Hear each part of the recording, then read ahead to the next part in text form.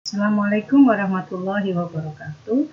Topik hari ini adalah restitusi dan kompensasi. Apa yang dimaksud dengan restitusi? Yaitu pembayaran kembali pajak yang telah dibayarkan oleh wajib pajak.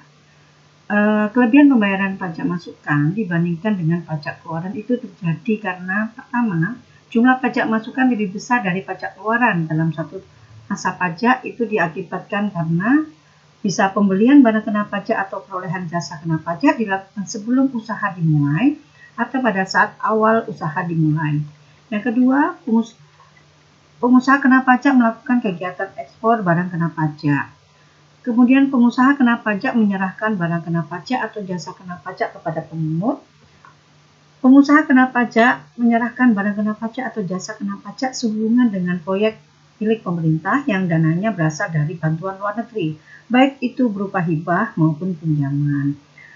Kemudian pengusaha kena pajak melakukan penyerahan barang kena pajak untuk diolah lebih lanjut atau bahan pengemas di kawasan pikat. Yang kelebihan pembayaran berikutnya itu karena kesalahan pemungutan pajak yang dilakukan oleh pengusaha kena pajak. Untuk permohonan restitusi dapat diajukan pada akhir tahun buku. Restitusi dapat diajukan permohonan pengembalian setiap masa itu oleh pengusaha kena pajak yang melakukan ekspor barang kena pajak berwujud.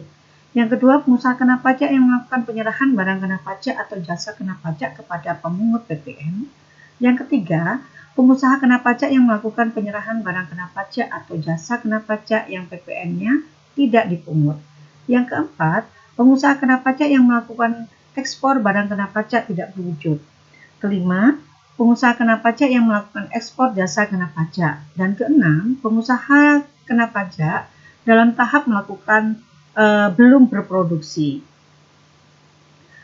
Sedangkan kompensasi itu adalah kelebihan pembayaran pajak yang dihitung dengan masa atau tahun pajak berikutnya, di mana waktu kompensasi lebih bayar PPN itu tidak dibatasi, karena pengusaha kena pajak bisa terus mengkompensasikan lebih bayar PPN-nya ke masa-masa pajak berikutnya.